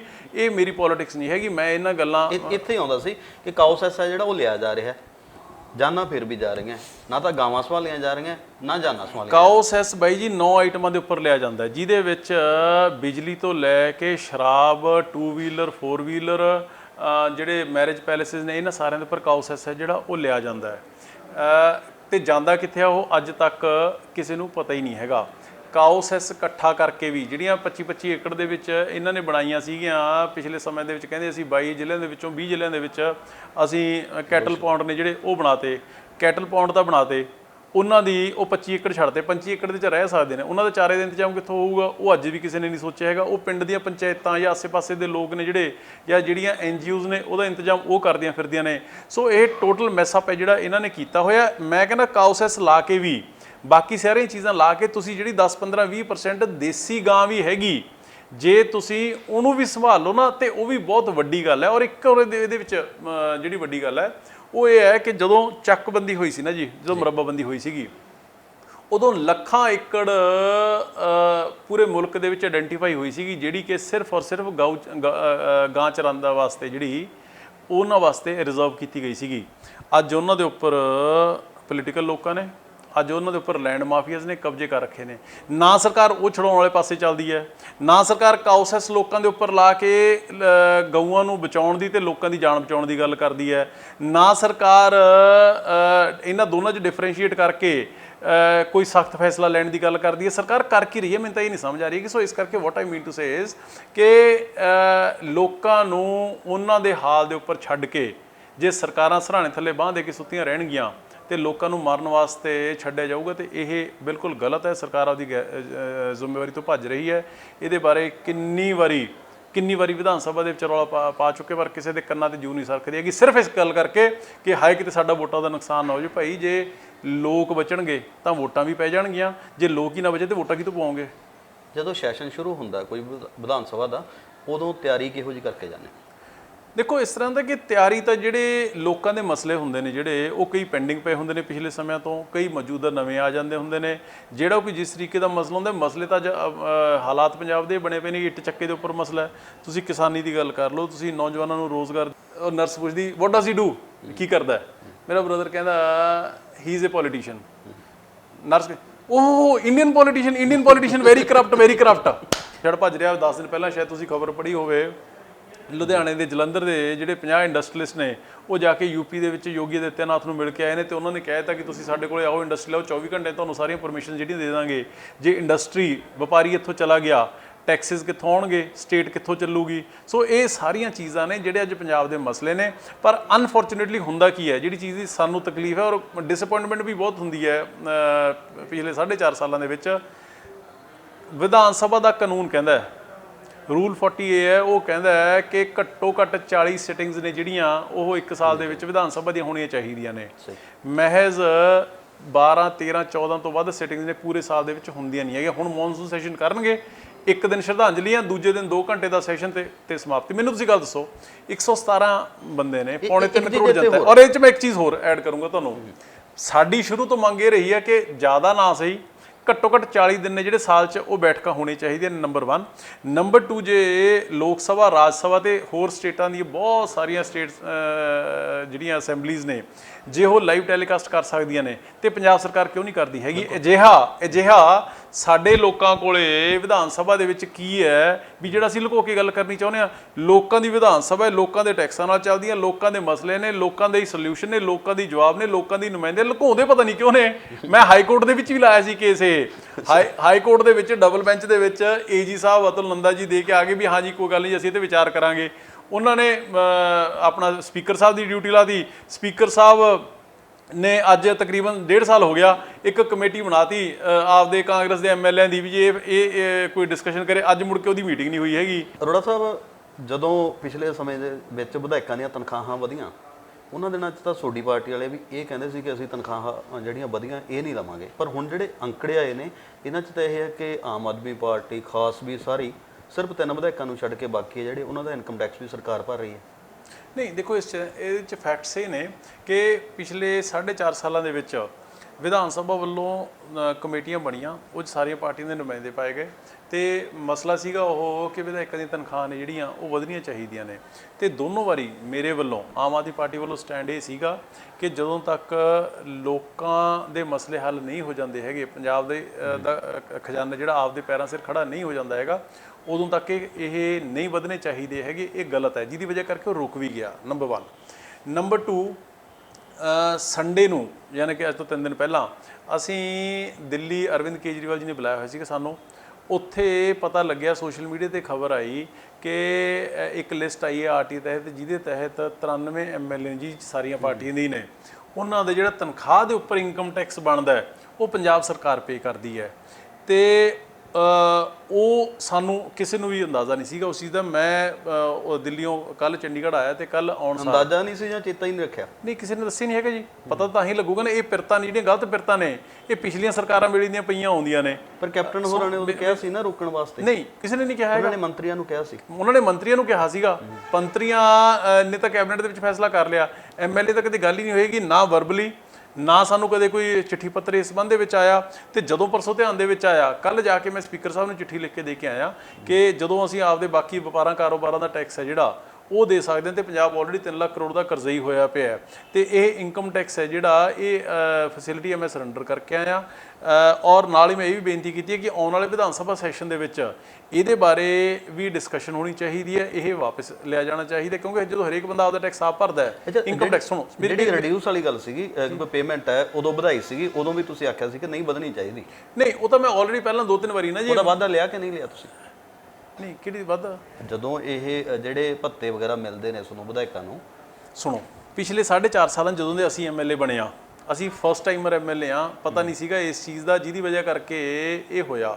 ਹੁਣ ਜਦੋਂ ਪਤਾ ਲੱਗਿਆ ਨਾਲ ਦੀ ਨਾਲ ਇਹ ਵਾਪਸ ਲੈ ਲਿਆ। ਪਿਛਲੇ 4.5 ਸਾਲਾਂ ਦੇ ਵਿੱਚ ਕਿਸੇ ਤਰੀਕੇ ਦਾ ਤਨਖਾਹ, ਕਿਸੇ ਤਰੀਕੇ ਦਾ ਕੋਈ ਭੱਤਾ, ਕਿਸੇ ਤਰੀਕੇ ਦਾ ਹੋਰ ਅਲਾਉੈਂਸ ਕੋਈ ਨਹੀਂ ਵਧਿਆ ਹੈਗਾ। ਇਹ ਉਹੀ, ਸੁਣੋ ਮੇਰੀ ਬੇਨਤੀ ਸੁਣ ਲਓ ਨਾ ਜੀ, ਇਹ ਉਹੀ ਨੇ ਜਿਹੜੇ ਪਿਛਲੀ ਸਰਕਾਰ ਵੇਲੇ ਦੇ ਚੱਲੇ ਆਉਂਦੇ ਨੇ, ਨੰਬਰ 1। ਨੰਬਰ 2, ਮੈਂ ਤਾਂ ਪਿਛਲੇ ਸੈਸ਼ਨਾਂ ਦੌਰਾਨ ਇਹ ਵੀ ਕਹਿ ਚੁੱਕਿਆ ਕਿ ਜਿਸ ਦਿਨ ਵਿਧਾਨ ਸਭਾ ਸੈਸ਼ਨ ਦੌਰਾਨ ਕੋਈ ਵੀ ਉਹ ਨਹੀਂ ਹੁੰਦਾ ਹੈਗਾ, ਕੰਮ ਨਹੀਂ ਹੁੰਦਾ ਹੈਗਾ, ਜਿਸ ਦਿਨ ਕੰਮ ਨਹੀਂ, ਨੋ ਵਰਕ ਨੋ TADA, ਮੈਂ ਇਹ ਵੀ 2 ਵਾਰੀ ਕਹਿ ਚੁੱਕਿਆ ਔਰ ਇਹਦੀ ਪਿਰਤ ਪਾਉਣ ਦੀ ਕੋਸ਼ਿਸ਼ ਕਰ ਚੁੱਕਿਆ ਕਿ ਜਿਸ ਦਿਨ ਅਸੀਂ ਲੋਕਾਂ ਦਾ ਕੰਮ ਹੀ ਕੋਈ ਨਹੀਂ ਕਰਦੇ ਹੈਗੇ ਉਹਦਾ ਕੀ ਮਤਲਬ ਬਣਦਾ ਲੈਣ ਦਾ। ਨੰਬਰ 2। ਨੰਬਰ 3, ਕੋਵਿਡ ਦੇ ਵਿੱਚ, ਬਲਕਿ ਤੁਸੀਂ ਵਧੇ ਦੀ ਗੱਲ ਕਰਦੇ ਹੋ, ਜਿਹੜਾ ਅਲਾਊਂਸ ਸੀਗਾ ਕੁਝ ਸ਼ਾਇਦ ਡੀਜ਼ਲ ਵਗੈਰਾ ਦਾ ਜਿਹੜਾ ਸਰਕਾਰੀ ਗੱਡੀ ਨੂੰ ਮਿਲਦਾ, ਉਹਦੇ ਵਿੱਚ 25 ਕਿ 30% ਦਾ ਕੱਟ ਲੱਗਿਆ, ਵਧਿਆ ਨਹੀਂ ਹੈਗਾ। ਮੈਂ ਤਾਂ ਇੱਥੋਂ ਤੱਕ ਕਹਿਣਾ, ਮੈਂ ਜਿਹੜੀ ਕੱਲ ਸਪੀਕਰ ਸਾਹਿਬ ਨੂੰ ਚਿੱਠੀ ਲਿਖ ਕੇ ਦੇ ਕੇ ਆਇਆ ਕਿ ਸਪੀਕਰ ਸਾਹਿਬ, ਇੱਕ ਤਾਂ ਆਉਣ ਵਾਲੇ ਸੈਸ਼ਨ ਦੇ ਵਿੱਚ ਇਨਕਮ ਟੈਕਸ ਵਾਲੇ ਇਸ਼ੂ ਦੇ ਉੱਪਰ ਸਰਕਾਰ ਨੂੰ ਫੈਸਲਾ ਲੈਣਾ ਚਾਹੀਦਾ। ਨੰਬਰ 2, ਜਿਹੜੇ ਅੱਜ ਸਾਬਕਾ ਮੰਤਰੀ ਤੇ ਸਾਬਕਾ ਵਿਧਾਇਕ ਨੇ ਉਹਨਾਂ ਨੂੰ ਜਿਹੜੀਆਂ 1 ਤੋਂ ਵੱਧ ਪੈਨਸ਼ਨਾਂ ਮਿਲਦੀਆਂ ਨੇ, ਜੇ ਕੋਈ ਸਪੋਜ਼ 6 ਵਾਰੀ ਐਮਐਲਏ ਜਾਂ ਮੰਤਰੀ ਰਹਿ ਲਿਆ, ਉਹਨੂੰ 6 ਪੈਨਸ਼ਨਾਂ ਮਿਲਦੀਆਂ ਨੇ, ਇਹ ਗਲਤ ਹੈ। ਜੇ 6 ਵਾਰ ਦਾ ਐਮਐਲਏ ਜਾਂ 10 ਵਾਰ ਦਾ ਐਮਐਲਏ ਹੈ, ਤਨਖਾਹ ਤਾਂ ਇੱਕ ਫਸਟ ਟਾਈਮ ਐਮਐਲਏ ਦੀ ਔਰ 10ਵੀਂ ਵਾਰ ਐਮਐਲਏ ਦੀ ਬਰਾਬਰ ਹੈ, ਪਰ ਪੈਨਸ਼ਨਾਂ ਨੇ ਜਿਹੜੀਆਂ ਉਹ 1 ਵਾਰ ਵਾਲੇ ਨੂੰ 1 ਵਾਰ, 2 ਵਾਰ ਵਾਲੇ ਨੂੰ 2 ਵਾਰ, 4 ਵਾਰ ਵਾਲੇ ਜਿਹੜਾ ਰਹਿ ਚੁੱਕਿਆ ਉਹਨੂੰ 4 ਵਾਰ 4 ਪੈਨਸ਼ਨਾਂ, 8 ਵਾਲੇ ਨੂੰ 8 ਪੈਨਸ਼ਨਾਂ। ਇਹ ਗਲਤ ਹੈ। ਇਹ ਵੀ ਇਹ ਕਾਨੂੰਨ ਬਣਨਾ ਚਾਹੀਦਾ ਕਿ ਉਹਨਾਂ ਨੂੰ ਚਾਹੇ ਬੰਦਾ 1 ਵਾਰੀ ਰਹਿ ਲਿਆ, ਚਾਹੇ ਕੋਈ 10 ਵਾਰੀ ਰਹਿ ਲਿਆ, ਉਹਨੂੰ ਇੱਕ ਸਿੰਗਲ ਪੈਨਸ਼ਨ ਮਿਲਣੀ ਚਾਹੀਦੀ ਹੈ। ਇਹ ਕੋਈ ਸਾਡਾ ਵਪਾਰ ਥੋੜ੍ਹੀ ਹੈ ਜੀ, ਇਹ ਲੋਕ ਸੇਵਾ, ਜਿਹਨੂੰ ਲੋਕ ਸੇਵਾ ਕਰਨ ਦੀ ਇੱਛਾ ਹੁੰਦੀ ਹੈ, ਅਗਲਾ ਆਪਦੀ ਮਰਜ਼ੀ ਦੇ ਨਾਲ ਆਉਂਦਾ, ਆਪਦੀ ਖੁਸ਼ੀ ਦੇ ਨਾਲ ਆਉਂਦਾ, ਤੇ ਉਦੋਂ ਮਗਰ ਤੁਸੀਂ ਅੰਨਾ ਵੰਡੇ ਰੋੜੀਆਂ ਮੁੜ ਆਪਣਿਆਂ ਨੂੰ ਆਪਦੇ ਘਰ ਹੀ ਸਾਰਾ ਲਿਆਈ ਚੱਲੋਗੇ, ਜਾਇਜ਼ ਨਹੀਂ ਹੈਗਾ। ਜਿਹੜਾ ਬਾਤ ਕਰਦੇ ਹੋ, ਆਪੋਜੀਸ਼ਨ ਹੈ ਜਿਹੜੀ ਵੀ ਹੁੰਦੀ ਹੈ, ਕਾਂਗਰਸ ਨੇ 10 ਸਾਲ ਵਾਕਆਊਟ ਕੀਤਾ, 3 ਮਿੰਟਾਂ 'ਚ ਕੰਮ ਨਿਬੜਿਆ ਹੁੰਦਾ ਸੀ, ਕਾਲੀਆਂ ਜਿਹੀਆਂ ਪੱਟੀਆਂ ਲੈ ਕੇ ਜਾਂਦੇ ਸੀ, ਬਾਹਰ ਆ ਕੇ 2 ਫੋਟੋਆਂ ਖਿਚਾਈਆਂ ਤੇ ਕੰਮ ਨਿਬੜ ਜਾਂਦਾ ਸੀ। ਤੁਹਾਡੀ ਪਾਰਟੀ ਵਾਕਆਊਟ ਕਾਫੀ ਕਰਦੀ ਹੈ, ਵਾਕਆਊਟ ਦਾ ਕੋਈ ਫਾਇਦਾ ਹੈ ਜਾਂ ਨਹੀਂ? ਦੇਖੋ, ਇਸ ਤਰ੍ਹਾਂ ਕਿ ਵਾਕਆਊਟ ਦਾ ਕੋਈ ਫਾਇਦਾ ਨਹੀਂ ਹੈ। ਮੈਂ ਮੰਨ ਕੇ ਚੱਲਦਾ ਕਿ ਅੰਦਰ ਰਹਿ ਕੇ ਲੋਕਾਂ ਦੇ ਮੁੱਦੇ ਚੱਕ ਕੇ, ਲੋਕਾਂ ਦੇ ਮਸਲੇ ਚੱਕ ਕੇ ਉਹਨੂੰ ਉਹਦੇ ਉੱਪਰ ਡਿਸਕਸ਼ਨ ਕਰਨ ਦਾ ਤੇ ਉਹਨੂੰ ਹੱਲ ਕਰਾਉਣ ਦਾ ਜਿਹੜਾ ਸਾਡੀ ਜ਼ਿੰਮੇਵਾਰੀ ਹੈ ਉਹੀ ਹੋਣੀ ਚਾਹੀਦੀ ਹੈ। ਪਰ ਮੈਂ ਇਹ ਕਹਿਣਾ ਕਿ ਜੇ ਸਰਕਾਰ ਸੁਣੇ ਹੀ ਨਾ, ਜੇ ਦੇਖੋ ਜਿਹੜੇ ਹੈੱਡ ਕਾਊਂਟ ਹੈ ਨਾ, ਗਿਣਤੀ ਨੇ ਜਿਹੜੀ ਉਹ ਮੈਟਰ ਕਰਦੀ ਹੈ। ਸਰਕਾਰ ਇਸ ਕਰਕੇ ਕਿਉਂਕਿ ਉਹ ਮੈਜੋਰਿਟੀ ਦੇ ਵਿੱਚ ਹੈ, ਅਸੀਂ ਆਪੋਜੀਸ਼ਨ ਇਸ ਕਰਕੇ ਆ ਕਿਉਂਕਿ ਅਸੀਂ ਮਾਈਨੋਰਿਟੀ ਦੇ ਵਿੱਚ, ਸਾਡੇ ਕੋਲ ਗਿਣਤੀ ਥੋੜੀ ਹੈ। ਹੁਣ ਜੇ ਸਰਕਾਰ ਸੁਣੇ ਹੀ ਨਾ, ਜੇ ਸਰਕਾਰ, ਮੈਂ ਤੁਹਾਨੂੰ, ਮੇਰੇ ਕੋਲ ਰਿਕਾਰਡ ਪਿਆ ਕਿੰਨੀ, ਤੁਸੀਂ ਵਿਧਾਨ ਸਭਾ ਦੇ ਵਿੱਚੋਂ ਇਹ ਰਿਕਾਰਡ ਕਢਾ ਲਓ। ਅੱਜ ਪੰਜਾਬ ਦੇ ਮਸਲੇ ਕੀ ਨੇ? ਪੰਜਾਬ ਦੇ ਮਸਲੇ ਸ਼ਰਾਬ ਮਾਫੀਆ, ਪੰਜਾਬ ਦੇ ਮਸਲੇ ਰੇਤ ਮਾਫੀਆ, ਪੰਜਾਬ ਦੇ ਮਸਲੇ ਨੇ ਉਹ ਬੇਰੁਜ਼ਗਾਰੀ ਹੈ, ਪੰਜਾਬ ਦੇ ਮਸਲੇ ਜਿਹੜੇ 3 ਥਰਮਲ ਪਲਾਂਟਾਂ, ਬਿਜਲੀ ਮਾਫੀਆ ਜਿਹੜੇ ਚੱਲ ਰਿਹਾ ਉਹ, ਇਹਦੇ ਬਾਰੇ ਕਿੰਨੀ ਵਾਰੀ ਮੈਂ ਖੁਦ ਆਪ, ਮੇਰੀ ਪਾਰਟੀ ਦੇ ਬਾਕੀ ਸਾਥੀ ਸਹਿਯੋਗੀਆਂ ਨੂੰ ਜਿਹੜੇ ਕਿ ਬਹੁਤ ਕੰਪੀਟੈਂਟ ਨੇ, ਉਹਨਾਂ ਦੀ ਗੱਲ ਤਾਂ ਛੱਡੋ, ਵੀ ਅਮਨ ਅਰੋੜਾ ਨੇ ਕਿੰਨੀ ਵਾਰੀ ਪਿਛਲੇ 4.5 ਸਾਲਾਂ ਦੇ ਵਿੱਚ ਧਿਆਨ ਦਿਵਾਊ ਮਤੇ, ਜਿਹੜੇ ਕਾਲ ਅਟੈਂਸ਼ਨ ਮੋਸ਼ਨਾਂ ਨੇ ਉਹ, ਜਿਹੜੇ ਪ੍ਰਾਈਵੇਟ ਮੈਂਬਰ ਬਿੱਲ ਨੇ ਉਹ ਕਿੰਨੀ ਵਾਰੀ ਲਾ ਚੁੱਕੇ। ਹਰ ਵਾਰੀ ਇੱਕ ਨਾ ਇੱਕ ਬਹਾਨਾ ਲਾ ਕੇ ਉਹਨੂੰ ਰਿਜੈਕਟ ਕਰ ਦਿੰਦੇ ਨੇ। ਫਿਰ ਅਸੀਂ ਹੋਰ ਕਰੀਏ ਕੀ? ਅੰਦਰ ਸੁਣਦੇ ਨਹੀਂ ਹੈਗੇ, ਬਾਹਰ ਆ ਕੇ ਘੱਟੋ ਘੱਟ ਮੀਡੀਆ ਦੇ ਵਿੱਚ ਆ ਕੇ ਸਾਡੀ ਗੱਲ ਲੋਕਾਂ ਤੱਕ ਤਾਂ ਪਹੁੰਚ ਜਾਂਦੀ। ਔਰ ਇਹਦਾ ਹੱਲ ਕੀ ਹੈ? ਹੱਲ ਇੱਕੋ ਹੀ ਹੈ। ਮੈਂ ਸਪੀਕਰ ਸਾਹਿਬ ਨੂੰ ਵੀ ਕਿਹਾ ਸੀਗਾ ਕਿ ਜੀ ਅਸੀਂ, ਜਦੋਂ ਤੁਸੀਂ ਸੁਣਦੇ ਨਹੀਂ ਹੈਗੇ, ਅਸੀਂ ਬਾਹਰ ਇਸ ਕਰਕੇ ਜਾਂਦੇ ਹਾਂ ਕਿ ਅਸੀਂ ਘੱਟੋ ਘੱਟ ਮੀਡੀਆ ਜ਼ਰੀਏ ਆਪਦੀ ਗੱਲ ਲੋਕਾਂ ਤੱਕ ਤਾਂ ਪਹੁੰਚਾ ਦਈਏ। ਤੁਸੀਂ ਵਿਧਾਨ ਸਭਾ ਨੂੰ ਲਾਈਵ ਟੈਲੀਕਾਸਟ ਕਰ ਦਿਓ, ਮੀਡੀਆ ਆਪੇ ਸਾਰੇ ਮੁਲਕ ਨੂੰ, ਸਾਰੀ ਦੁਨੀਆ ਨੂੰ ਦਿਖਾ ਦੂਗਾ ਵੀ ਕਿਹੜਾ ਐਮਐਲਏ, ਕਿਹੜੀ ਪਾਰਟੀ ਕੀ ਗੱਲ ਕਰਦੀ ਹੈ, ਕੀ ਨਹੀਂ ਕਰਦੀ ਹੈਗੀ। ਅਸੀਂ ਵੀ ਤੇ ਸਰਕਾਰ ਦੇ ਨੁਮਾਇੰਦੇ ਵੀ ਵੱਧ ਤਿਆਰੀ ਕਰਕੇ ਆਵਾਂਗੇ ਤਾਂ ਕਿ ਲੋਕਾਂ ਦੇ ਵਿੱਚ ਸਾਡਾ ਮੈਸੇਜ ਜਿਹੜਾ ਉਹ ਚੰਗਾ ਜਾਵੇ। ਹੁਣ ਤਿਆਰੀ ਕੋਈ ਕਰਕੇ ਨਹੀਂ ਆਉਂਦਾ ਹੈਗਾ, ਉੱਥੇ ਆਉਂਦੇ ਨੇ ਲਾ ਲਾ ਲਾ ਤੂੰ ਮੈਂ ਕਰਦੇ ਨੇ, ਇੱਕ ਦੂਜੇ ਦੇ ਤੇ ਉਹ ਤਾਨੇ ਮਿਹਣੇ ਨੇ ਜਿਹੜੇ ਉਹ ਮਾਰਦੇ ਨੇ, ਗਾਲੀ ਗਲੋਚ ਕਰਦੇ ਨੇ ਤੇ ਮੁੜ ਕੇ ਰੌਲਾ ਪੈ ਜਾਂਦਾ, ਅੜਜਾਨ ਹੋ ਜਾਂਦੀ ਹੈ, ਲੋਕਾਂ ਦੇ ਮਸਲੇ ਉੱਥੇ ਦੇ ਉੱਥੇ। ਇਹਦਾ ਸਿਰਫ ਔਰ ਸਿਰਫ ਤਰੀਕਾ ਇੱਕੋ ਹੀ ਹੈ, ਲਾਈਵ ਟੈਲੀਕਾਸਟ ਕਰੋ। ਜਦੋਂ ਅਸੀਂ ਕੈਮਰੇ ਦੀ ਨਜ਼ਰ ਛੋਵਾਂਗੇ ਨਾ, ਸਾਡਾ ਲੋਕਾਂ ਦਾ ਕੰਡਕਟ ਹੈ ਜਿਹੜਾ ਉਹ 100 ਟਾਈਮਸ ਬੈਟਰ ਹੋ ਜਾਊਗਾ। ਸੋ ਇਹ ਉਹਨਾਂ ਨੂੰ ਕਈ ਵਾਰ ਕਹਿ ਚੁੱਕੇ, ਪਰ ਉਹ ਪਤਾ ਨਹੀਂ ਕੀ ਪਰਦਿਆਂ ਦੇ ਵਿੱਚ ਕੀ ਲੁਕੋ ਕੇ ਰੱਖਣਾ ਚਾਹੁੰਦੇ, ਮੇਰੇ ਤਾਂ ਸਮਝ ਤੋਂ ਬਾਹਰ ਹੈ। ਫਾਊਂਡੇਸ਼ਨ ਕੀ ਕੰਮ ਕਰਦੀ ਹੈ ਤੁਹਾਡੀ? ਦੇਖੋ ਅਸੀਂ ਮੈਂ ਆਪਣੇ ਪਿਤਾ ਸਵਰਗੀ ਭਗਵੰਤ ਦਾਸ ਜੀ ਅਰੋੜਾ ਦੇ ਨਾਂ ਦੇ ਉੱਪਰ ਫਾਊਂਡੇਸ਼ਨ ਬਣਾਈ ਸੀਗੀ, ਤੇ ਹੁਣ ਪਿਛਲੇ 4.5 ਸਾਲ, ਵੈਸੇ ਤਾਂ ਪਹਿਲਾਂ ਵੀ ਕੰਮ ਚੱਲਦਾ ਸੀ, ਪਰ ਪਹਿਲਾਂ ਉਹਨਾਂ ਜਿੰਨਾ ਕੁ ਸਮੇਂ ਮੁਤਾਬਕ ਜਿੰਨੀ ਕੁ ਲੋਕਾਂ ਵੱਲੋਂ ਤਾਕਤ ਦਿੱਤੀ ਜੋ 4.5 ਸਾਲ ਪਹਿਲਾਂ, ਉਹਦਾ ਕੰਮ ਦੀ ਸਪੀਡ ਅਪ ਅਸੀਂ ਹੋਰ ਕਰਤਾ। ਸਭ ਤੋਂ ਪਹਿਲਾਂ ਤਾਂ ਮੈਂ ਆਪਣੀ ਇਸ ਫਾਊਂਡੇਸ਼ਨ ਦੇ ਵਿੱਚ ਅਸੀਂ ਮੋਬਾਈਲ ਡੈਂਟਲ ਤੇ ਮੈਡੀਕਲ ਕਲੀਨਿਕ ਔਨ ਵੀਲਸ ਹੈ ਜਿਹੜੀ ਉਹ ਚਲਾਈ, ਜਿਹਦੇ 'ਚ ਅਸੀਂ ਹਰ ਰੋਜ਼ ਪਿੰਡਾਂ ਦੇ ਵਿੱਚ ਮੈਡੀਕਲ ਤੇ ਡੈਂਟਲ, ਉਹਦੇ 'ਚ 2 ਡੈਂਟਲ ਦੀਆਂ ਚੇਅਰਾਂ ਲੱਗੀਆਂ ਹੋਈਆਂ ਨੇ, 10-12 ਡਾਕਟਰਸ ਦੀ ਤੇ ਪੈਰਾਮੈਡੀਕਲ ਸਟਾਫ ਦੀ ਟੀਮ ਹੈ। ਟ੍ਰੀਟਮੈਂਟ ਫ੍ਰੀ ਕਰਦੇ ਹਾਂ, ਉਹਦੇ 'ਚ ਦਵਾਈਆਂ ਔਰ ਟੈਸਟ ਨੇ ਜਿਹੜੇ ਉਹ ਫ੍ਰੀ ਹੁੰਦੇ ਨੇ। ਫਿਰ ਇਹ ਤੁਸੀਂ ਪਿੱਛੇ ਦੇਖ ਰਹੇ ਹੋਵੋਗੇ ਸੇਵਾ ਕੇਂਦਰ ਹੈ ਜਿਹੜਾ ਮੈਂ ਉਹ ਸ਼ੁਰੂ ਕੀਤਾ ਆਪਦੇ ਦਫ਼ਤਰ ਦੇ ਵਿੱਚ। ਇਹਦੇ ਵਿੱਚ ਅਸੀਂ ਜਿੰਨੀਆਂ ਸਰਕਾਰੀ ਸਕੀਮਾਂ ਨੇ, ਚਾਹੇ ਸੈਂਟਰ ਦੀਆਂ ਨੇ ਚਾਹੇ ਪੰਜਾਬ ਦੀਆਂ ਨੇ, ਅਸੀਂ ਹੁਣ ਤੱਕ ਹਜ਼ਾਰਾਂ ਲੋਕਾਂ ਦੀਆਂ ਪੈਨਸ਼ਨਾਂ ਨੇ ਜਿਹੜੀਆਂ, ਚਾਹੇ ਅੰਗਹੀਨ ਪੈਨਸ਼ਨ ਹੈ, ਬੁਢਾਪਾ ਪੈਨਸ਼ਨ ਹੈ, ਵਿਧਵਾ ਪੈਨਸ਼ਨ ਹੈ, ਪੈਨਸ਼ਨਾਂ ਲਗਵਾ ਚੁੱਕੇ। ਤਕਰੀਬਨ 25-27 ਹਜ਼ਾਰ ਜਿਹੜਾ ਅਸੀਂ 5 ਲੱਖ ਦਾ ਬੀਮਾ ਆਯੁਸ਼ਮਾਨ ਭਾਰਤ ਸਰਬੱਤ ਸਿਹਤ ਬੀਮਾ ਯੋਜਨਾ ਉਹਦਾ ਕਾਰਡ ਬਣਾ ਕੇ ਦੇ ਚੁੱਕੇ। ਲਾਭਪਾਤਰੀ ਲਾਲ ਕਾਪੀਆਂ ਵੀ ਜਿਹਨੂੰ ਕਹਿੰਦੇ ਆ ਉਹ ਕਰਕੇ ਦੇ ਚੁੱਕੇ। ਇਸੇ ਤਰੀਕੇ ਦੇ ਨਾਲ ਅਸੀਂ ਆਧਾਰ ਕਾਰਡ ਦੀਆਂ ਕਰੈਕਸ਼ਨਾਂ ਦਾ, ਕੋਈ ਸ਼ਗਨ ਸਕੀਮਾਂ ਦਾ ਤਕਰੀਬਨ 35-40 ਹਜ਼ਾਰ ਹੈ ਜਿਹੜਾ ਅਸੀਂ ਇਹ ਕੰਮ ਆਮ ਲੋਕਾਂ ਦਾ, ਪਬਲਿਕ ਦਾ ਅਸੀਂ ਕਰਕੇ ਦੇ ਚੁੱਕੇ। ਇਹਦੇ ਨਾਲ ਹੀ ਅਸੀਂ ਪਿੰਡਾਂ ਦੇ ਵਿੱਚ ਵੀ ਪਿੰਡੋ ਪਿੰਡੀ ਕੈਂਪ ਹੈ ਜਿਹੜਾ ਮੇਰੀ ਟੀਮ ਜਾਂਦੀ ਹੈ, ਸਾਰੇ ਆਪਦੇ computer, printer, A to Z ਸਾਰਾ ਕੁਝ ਨਾਲ ਲੈ ਕੇ ਜਾਂਦੀ ਹੈ। ਪਿੰਡਾਂ 'ਚ ਕੈਂਪ ਨੇ ਜਿਹੜੇ ਉਹ ਉੱਥੋਂ ਹੀ ਕਾਗਜ਼ ਫੜਦੇ ਆ, ਸਰਕਾਰੀ ਮਹਿਕਮਿਆਂ ਤੋਂ ਲਗਵਾ ਕੇ ਪੈਨਸ਼ਨ ਜਾਂ ਬਾਕੀ ਜਿਹੜਾ ਕੰਮ ਹੈ ਉਹ ਕਰਾ ਕੇ ਅਗਲੇ ਕੋਲ ਘਰੇ ਡਿਲੀਵਰ ਕਰ ਦਿੰਦੇ ਆ। ਇਸੇ ਸੇਵਾ ਕੇਂਦਰ ਦੇ ਜ਼ਰੀਏ ਅਸੀਂ, ਮੈਂ ਕੁਝ ਆਪਦੇ ਕੋਲੋਂ ਤੇ ਕੁਝ ਆਪਦੇ ਸਾਥੀ ਜਿਹੜੇ ਬੈਠੇ ਨੇ ਬਾਹਰ, ਉਹਨਾਂ ਨੂੰ ਮੈਂ ਬੇਨਤੀ ਕੀਤੀ, ਅਸੀਂ ਮੇਰੇ ਹਲਕੇ ਦੇ ਕਈ ਲੜਕੀਆਂ ਦੇ ਸਕੂਲਾਂ ਦੇ ਵਿੱਚ ਵਾਸ਼ਰੂਮ ਨਹੀਂ ਸੀਗੇ, ਲੜਕੀਆਂ ਨੂੰ ਜਾਂ ਲੋਕਾਂ ਦੇ ਘਰਾਂ 'ਚ ਜਾਂ ਖੇਤਾਂ ਖੂਤਾਂ ਜਾਣਾ ਪੈਂਦਾ ਸੀਗਾ। ਅਸੀਂ ਤਕਰੀਬਨ 9 ਸਕੂਲਾਂ ਦੇ ਵਿੱਚ ਉਹ ਵੀ ਬਣਵਾਏ ਨੇ। 100 ਸਕੂਲਾਂ ਦੇ ਵਿੱਚ ਹੁਣ ਤੱਕ ਮੈਂ ਫਾਊਂਡੇਸ਼ਨ ਦੇ ਜ਼ਰੀਏ ਸਮਾਰਟ ਕਲਾਸਰੂਮ ਨੇ ਜਿਹੜੇ ਉਹ ਬਣਵਾ ਚੁੱਕੇ ਸਰਕਾਰੀ ਸਕੂਲਾਂ ਦੇ ਵਿੱਚ। ਇਸੇ ਤਰੀਕੇ ਨਾਲ ਕਦੇ ਬੈਗ ਵੰਡਣ ਦਾ ਪ੍ਰੋਗਰਾਮ ਆ ਜਾਂਦਾ, ਕਦੇ ਕੁਝ। ਹੁਣ ਜਿਹੜਾ ਅਸੀਂ ਤਕਰੀਬਨ 7-8 ਮਹੀਨਿਆਂ ਤੋਂ ਸ਼ੁਰੂ ਕੀਤਾ ਹੋਇਆ, ਉਹ ਨੌਜਵਾਨ ਮੁੰਡਿਆਂ ਨੂੰ ਪਿੰਡਾਂ ਦੇ ਜਿਹੜੇ ਗੇਮ ਕਰਦੇ ਨੇ, ਕ੍ਰਿਕਟ ਔਰ ਜਿਹੜੀ ਵਾਲੀਬਾਲ ਦੀਆਂ ਕਿੱਟਾਂ ਨੇ ਜਿਹੜੀਆਂ, ਉਹ ਅਸੀਂ ਫਾਊਂਡੇਸ਼ਨ ਵੱਲੋਂ ਵੰਡਣ ਲੱਗੇ ਹੋਏ ਤਾਂ ਕਿ ਬੱਚੇ, ਨੌਜਵਾਨ ਸਪੋਰਟਸ ਵੱਲ ਅਟਰੈਕਟ ਹੋਣ ਤੇ ਨਸ਼ਿਆਂ ਤੋਂ ਦੂਰ ਰਹਿਣ। ਇਹਦੇ ਨਾਲ ਹੀ ਅਸੀਂ ਫ੍ਰੀ ਸਿਲਾਈ ਸੈਂਟਰ ਨੇ ਜਿਹੜੇ ਮੈਂ ਉਹ ਪਿੰਡਾਂ ਦੇ ਵਿੱਚ ਸ਼ੁਰੂ ਕੀਤੇ ਹੋਏ ਨੇ। ਤੇ ਉਹ ਸਾਰੇ ਟੋਟਲੀ ਫ੍ਰੀ ਨੇ। ਉਹਨਾਂ ਦੀ ਜਿਹੜੀਆਂ ਤਨਖਾਹਾਂ ਨੇ ਟੀਚਰਸ ਦੀਆਂ ਉਹ ਅਸੀਂ ਆਪਦੇ ਕੋਲੋਂ ਦਿੰਦੇ ਹਾਂ। ਉਹਦੇ ਨਾਲ ਤਕਰੀਬਨ ਹੁਣ ਤੱਕ 800 ਲੜਕੀਆਂ ਨੂੰ ਅਸੀਂ ਫ੍ਰੀ ਸਿਲਾਈ ਟ੍ਰੇਨਿੰਗ ਹੈ ਜਿਹੜੀ ਉਹ ਦੇ ਚੁੱਕੇ ਹਾਂ। ਉਹ ਤੋਂ ਬਾਅਦ ਉਹਨਾਂ ਨੂੰ ਸਰਟੀਫਿਕੇਟ ਦਿੰਦੇ ਤਾਂ ਕਿ ਲੜਕੀਆਂ ਨੂੰ ਆਪਦੇ ਪੈਰਾਂ ਸਿਰ ਜਿਹੜਾ ਖੜਾ ਕੀਤਾ ਜਾ ਸਕੇ। ਉਹ ਉਹਨਾਂ ਕੁ ਕੰਮ ਸਿੱਖ ਲੈਂਦੀਆਂ ਨੇ ਕਿ ਆਪਦਾ ਵਧੀਆ ਰੋਜ਼ ਦਾ 500-700 ਰੁਪਏ ਜਾਂ 1000 ਰੁਪਏ ਦਿਹਾੜੀ ਜਿਹੜਾ ਉਹ ਕਮਾ ਲੈਂਦੀਆਂ ਨੇ।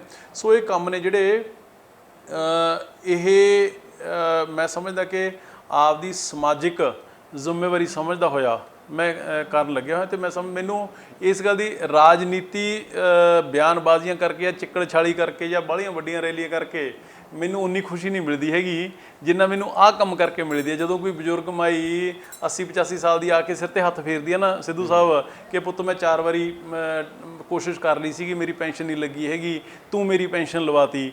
ਅਤੇ ਉਸ ਗੱਲ ਦੀ ਨਾਲ ਮੈਨੂੰ ਜੋ ਕਿੱਕ ਮਿਲਦੀ ਹੈ ਨਾ, ਉਹੀ ਕਿੱਕ, ਉਹੀ ਉਤਸ਼ਾਹ, ਉਹੀ ਤਾਕਤ ਮੈਨੂੰ ਉਹਦੇ ਨਾਲ ਇੰਨੀ ਕੁ ਮਿਲ ਜਾਂਦੀ ਹੈ ਕਿ ਮੈਂ ਸਾਰਾ ਦਿਨ ਇਹ ਕੰਮ ਜਿਹੜਾ ਕਰਦਾ ਇਹਨਾਂ ਨੂੰ। ਪਰਸੋਂ ਚੌਥੇ ਮੈਂ ਚੱਠੇ ਸੇਖਵਾਂ ਗਿਆ।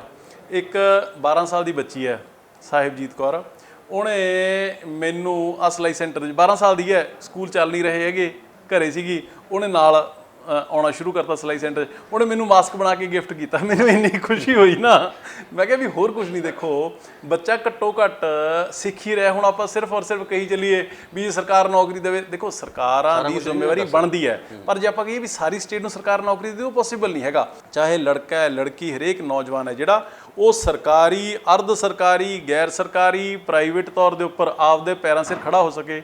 ਉਹ ਇੰਨਾ ਕੁ ਸਕਿੱਲ ਡਿਵੈਲਪਮੈਂਟ ਉਹਦੇ ਵਿੱਚ ਉਹਨੂੰ ਕਰ ਦਿੱਤਾ ਜਾਵੇ, ਇੰਨਾ ਕੁ ਟ੍ਰੇਨ ਕਰ ਦਿੱਤਾ ਜਾਵੇ ਕਿ ਜੇ ਨੌਕਰੀ ਨਹੀਂ ਵੀ ਮਿਲਦੀ ਹੈਗੀ ਤਾਂ ਬੰਦਾ ਆਪਦਾ ਕਿੱਤਾ ਜਿਹੜਾ ਉਹ ਸ਼ੁਰੂ ਕਰ ਸਕੇ। ਸੋ ਉਸ ਮਕਸਦ ਦੇ ਨਾਲ ਮੈਂ ਇਹ ਸ਼ੁਰੂ ਕੀਤਾ। ਅਤੇ ਮੈਨੂੰ ਸਹੀ ਮਾਇਨੇ ਦੇ ਵਿੱਚ ਜਿਹੜੀ ਮੇਰੀ ਡਰਾਈਵਿੰਗ ਫੋਰਸ ਹੈ ਨਾ, ਜਿਹੜੀ ਤੁਸੀਂ ਕਹਿੰਦੇ ਹੋ ਵੀ ਤੁਸੀਂ ਬਹੁਤ ਐਕਟਿਵ ਰਹਿੰਦੇ ਹੋ ਜਾਂ ਲੋਕਾਂ ਦੇ ਵਿੱਚ ਹਾਜ਼ਰ ਰਹਿੰਦੇ ਹੋ ਜਾਂ ਮੂਹਰੇ ਰਹਿੰਦੇ ਹੋ, ਮੈਨੂੰ ਤਾਕਤ ਜਿਹੜੀ ਮੇਰੀ ਖੁਰਾਕ ਹੈ ਉਹ ਇਹਨਾਂ ਚੀਜ਼ਾਂ ਤੋਂ ਮਿਲਦੀ ਹੈ। ਜਦੋਂ ਮੈਨੂੰ ਆਮ ਲੋਕਾਂ ਤੋਂ, ਲੋੜਵੰਦ ਲੋਕਾਂ ਤੋਂ, ਕਿਉਂਕਿ ਵੱਡਾ ਬੰਦਾ ਤਾਂ ਬਾਈ ਜੀ ਪੈਸੇ ਨਾਲ ਤੇ ਸਿਫਾਰਿਸ਼ ਨਾਲ ਆਪਦਾ ਕੰਮ ਕਰਾ ਲੂਗਾ, ਪਰ ਜੇ ਕੋਈ ਕਿਸੇ ਦੀ ਬਾਂਹ ਨਹੀਂ ਫੜਦਾ ਹੈਗਾ ਨਾ, ਤਾਂ ਆ ਮੇਰੀਆਂ ਬਜ਼ੁਰਗ 80-80, 90-90 ਸਾਲ ਦੀਆਂ ਮਾਈਆਂ ਜਿਹੜੀਆਂ ਵਿਚਾਰੀਆਂ 1000-1500 ਦੀ ਪੈਨਸ਼ਨ ਪਿੱਛੇ ਜਿਨ੍ਹਾਂ ਦੇ ਗੋਡੇ ਘਸ ਜਾਂਦੇ ਨੇ, ਜਦੋਂ ਉਹ ਆ ਕੇ ਸਿਰ ਤੇ ਹੱਥ ਫੇਰਦੇ ਨੇ, ਉਹਦੇ ਵਰਗਾ ਨਜ਼ਾਰਾ ਕੋਈ ਨਹੀਂ ਹੈਗਾ। ਪਰ ਇੱਥੇ ਇੱਕ ਦਿਨ ਪ੍ਰੋਟੈਸਟ ਵੀ ਹੋ ਰਿਹਾ ਸੀਗਾ, ਕਹਿੰਦੇ ਤੁਸੀਂ ਹਲਕੇ ਚੋਂ ਗਾਇਬ ਸੀ, ਉਹ ਕੀ ਮਾਮਲਾ ਸੀ?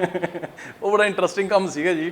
ਮੈਂ ਪਿਛਲੇ ਸਮੇਂ ਅਪ੍ਰੈਲ ਦੇ ਵਿੱਚ 7 ਅਪ੍ਰੈਲ ਨੂੰ ਮੈਂ US ਗਿਆ ਸੀਗਾ, ਅਤੇ ਉੱਥੇ ਮੇਰੀ ਬੇਟੀ ਦੀ ਇੰਗੇਜਮੈਂਟ ਵਾਸਤੇ ਮੈਂ ਗਿਆ ਸੀਗਾ।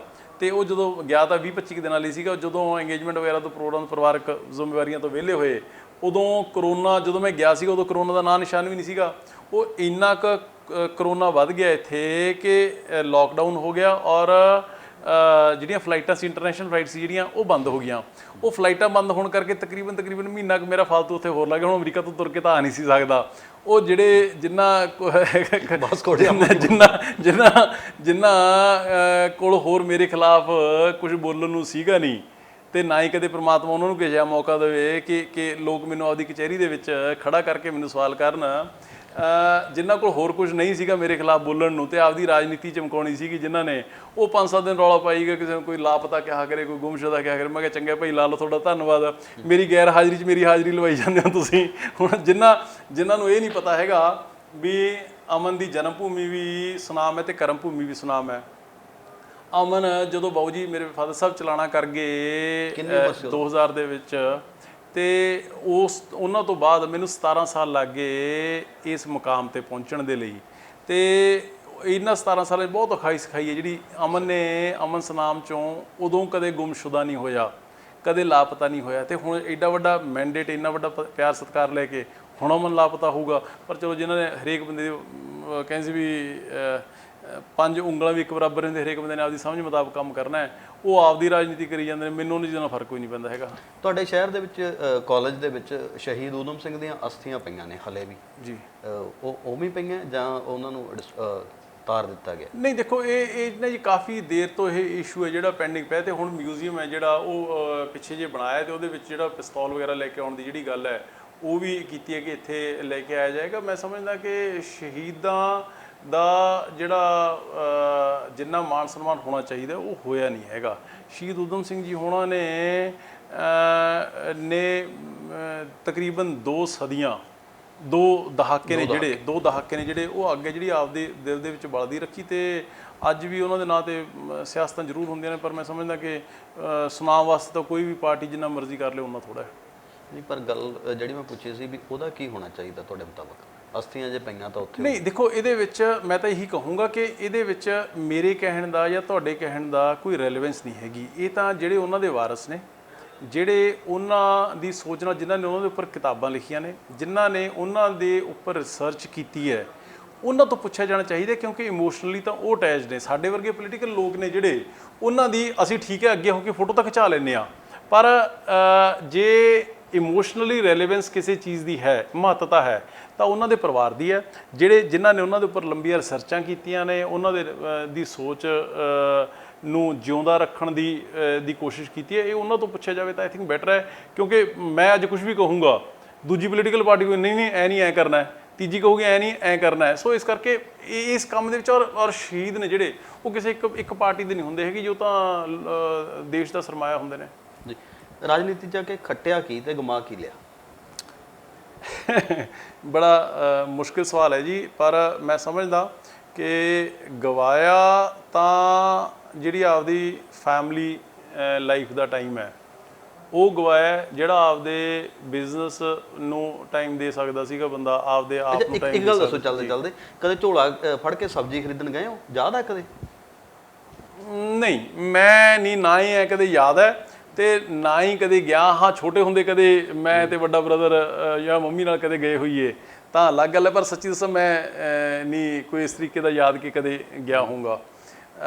ਦੂਜੀ ਗੱਲ ਜਿਹੜੀ ਤੁਸੀਂ ਵੀ ਕਮਾਇਆ ਕੀ ਤੇ ਗਵਾਇਆ ਕੀ, ਗਵਾਉਣ ਵਾਲੇ ਜਿਹੜੇ ਆਪਦਾ ਫੈਮਿਲੀ ਟਾਈਮ ਹੈ ਜਿਹੜਾ, ਉਹ ਨਹੀਂ ਮਿਲਦਾ ਹੈਗਾ। ਜਿਹੜਾ ਆਪਦੇ ਬਿਜ਼ਨਸ ਨੂੰ ਟਾਈਮ ਦੇ ਸਕਦੇ ਆ, ਉਹ ਨਹੀਂ ਮਿਲਦਾ ਹੈਗਾ। ਜਿਹੜੀ ਬੰਦੇ ਦੀ ਪਰਸਨਲ ਲਾਈਫ ਹੈ, ਉਹ ਪਰਸਨਲ ਕੁਝ ਵੀ ਨਹੀਂ ਰਹਿੰਦੀ ਹੈਗੀ। ਜਿੱਥੇ ਤੱਕ ਪਾਇਆ ਕੀ ਪਾਉਣ ਲੋਕਾਂ ਦਾ, ਮੈਂ ਸਮਝਦਾ ਕਿ ਜਿੰਨਾ ਪਿਆਰ, ਮਾਣ, ਸਤਿਕਾਰ ਜਿੰਨਾ ਮਿਲਦਾ, ਉਹ ਬਹੁਤ ਸਭ ਤੋਂ ਵੱਡੀ ਕਮਾਈ ਹੈ ਜਿਹੜੀ, ਉਹ ਉਹੀ ਹੈ।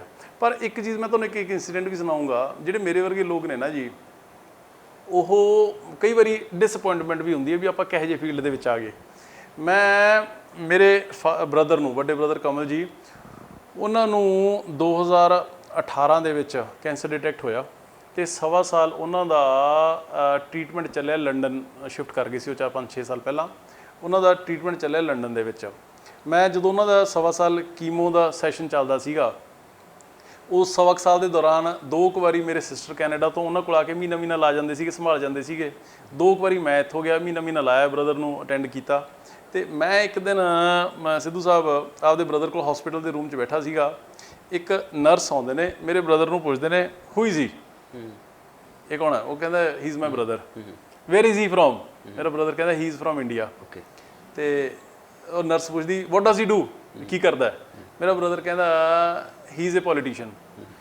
ਨਰਸ ਉਹ ਇੰਡੀਅਨ ਪੋਲੀਟੀਸ਼ੀਅਨ ਵੈਰੀ ਕਰਪਟ। ਮੈਂ ਬਾਈ ਜੀ ਉਹਦੇ ਮੂੰਹ ਕੰਨੀ ਦੇਖਾਂ, ਮੈਂ ਆਪਦੇ ਬ੍ਰਦਰ ਨੂੰ ਕੰਨੀ ਚੱਕਿਆ, ਮੈਂ ਕਿਹਾ ਤੂੰ ਮੇਰੀ ਉਰੇ ਬੇਇੱਜ਼ਤੀ ਕਰਾਉਣ ਨੂੰ ਬੁਲਾਇਆ ਤੂੰ? ਤੁਸੀਂ ਦੇਖੋ ਮੈਂ ਤੁਹਾਨੂੰ ਉਹੀ ਸੁਣਾ ਰਿਹਾ। ਉਹ ਮੇਰਾ ਰਿਐਕਸ਼ਨ ਦੇਖ ਕੇ ਸਮਝ ਗਿਆ, no don't worry, Sri Lankan politicians are also very corrupt. ਉਹ ਸ਼੍ਰੀਲੰਕਾ ਦੀ ਸੀਗੀ। ਮੈਂ ਮੇਰੇ ਭਰਾ ਨੂੰ ਕਿਹਾ, ਮੈਂ ਕਿਹਾ ਮੈਂ ਪ੍ਰਮਾਤਮਾ ਦੀ ਕਿਰਪਾ ਨਾਲ ਆਪਦਾ ਘਰ ਫੂਕ ਤਮਾਸ਼ਾ ਦੇਖ ਕੇ ਜਿਹੜਾ ਡੈਡੀ ਵੇਲੇ ਦਾ ਉਹ ਚੱਲ ਰਿਹਾ ਹੈ, ਆਪਦੇ ਜਿੰਨੀ ਸਿਆਸਤ ਕਰਨੀ ਆ ਆਪਦੇ ਕੋਲੋਂ ਲਾ ਕੇ ਕਰਨੀ ਹੈ, ਤੇ ਜੁੱਤੀਆਂ ਤੂੰ ਮੇਰੇ ਕੋਲ ਤੋਂ ਨਰਸ ਤੇ ਪਵਾਈ ਜਾਂਦਾ। ਤੇ ਇਹ ਬਾਈ ਜਿਹੜੀ ਗੱਲ ਮੈਂ ਤੁਹਾਨੂੰ ਅੱਜ ਸੁਣਾ ਰਿਹਾ ਨਾ, ਮੈਂ ਇਹ ਗੱਲ ਪਬਲਿਕ ਡੋਮੇਨ ਦੇ ਵਿੱਚ ਸਾਡੇ ਰਾਜਨੀਤਿਕ ਲੋਕਾਂ ਨੂੰ ਕਈ ਵਾਰੀ ਮੈਂ ਸਟੇਜਾਂ ਤੇ ਵੀ ਸੁਣਾ ਚੁੱਕਿਆ ਕਿ ਬਾਈ ਜੀ ਹੱਥ ਬੰਨੇ, ਆਪਣੀ ਇੰਟਰਨੈਸ਼ਨਲ ਲੈਵਲ ਦੇ ਉੱਪਰ ਇੰਡੀਆ ਦੇ ਸਿਆਸਤਦਾਨਾਂ ਦੀ ਇਮੇਜ ਆਹ ਬਣ ਚੁੱਕੀ ਕਿ ਇਹ ਜੀ ਕਰਪਟ ਨੇ, ਇਹ ਜੀ ਠੱਗ ਨੇ ਜੀ, ਇਹ ਚੋਰ ਨੇ। ਜੇ ਇੱਕ ਨਰਸ ਉਹਦਾ ਇੰਡੀਅਨ ਪੋਲੀਟੀਸ਼ੀਅਨ ਸੁਣਦੇ, ਰਿਐਕਸ਼ਨ ਇਹ ਸੀਗਾ ਕਿ ਵੈਰੀ ਕਰਪਟ।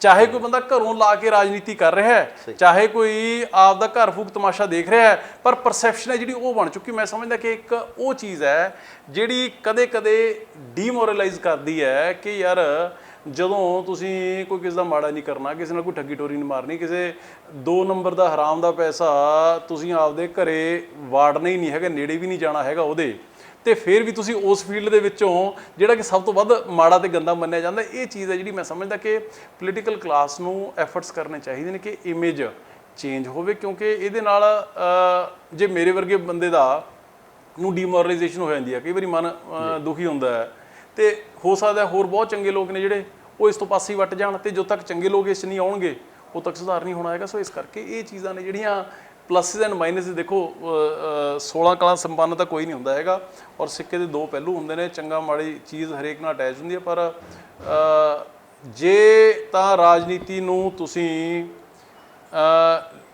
ਸੇਵਾ ਮੰਨ ਕੇ ਚੱਲੋਗੇ ਤੇ ਇਹਦੇ ਤੋਂ ਵੱਡੀ ਸੇਵਾ ਕੋਈ ਨਹੀਂ ਹੋ ਸਕਦੀ ਹੈਗੀ, ਕਿਉਂਕਿ ਤੁਹਾਡੇ ਕੋਲ ਇੰਨੀ ਕੁ ਤਾਕਤ ਹੁੰਦੀ ਹੈ, ਰਾਜ ਭਾਗ ਹੁੰਦਾ ਹੈ ਕਿ ਤੁਸੀਂ ਲੋਕਾਂ ਦੀ ਜ਼ਿੰਦਗੀ ਹੈ ਜਿਹੜੀ ਉਹ ਬਦਲ ਸਕਦੇ ਹੋ।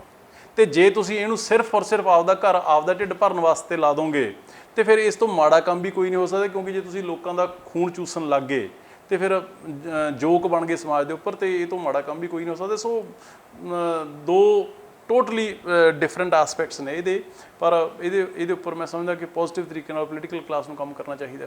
ਡਾਕਟਰ ਸਾਹਿਬ, ਕਦੇ ਐਂ ਹੋਇਆ ਕਿ ਤੁਸੀਂ ਲੋਕਾਂ ਦੇ ਭੋਗਾਂ ਤੇ ਜਾਂਦੇ ਹੋ, ਵਿਆਹ ਤੇ ਜਾਂਦੇ ਹੋ, ਜਾਂ ਹੋਰ ਮੌਕੇ ਹੁੰਦੇ ਦੁੱਖ ਸੁੱਖ ਦੇ, ਉਹਦਾ ਤੁਹਾਡਾ BA ਨੋਟ ਕਰਾ ਦਿੰਦਾ, ਤੁਸੀਂ ਘਰ ਆਏ ਹੋ, ਕਦੇ ਮੈਰਿਜ ਐਨਵਰਸਰੀ ਭੁੱਲ ਗਏ ਹੋ ਜਾਂ ਕੋਈ ਹੋਰ ਖਾਸ ਦਿਨ ਭੁੱਲ ਗਏ ਹੋ?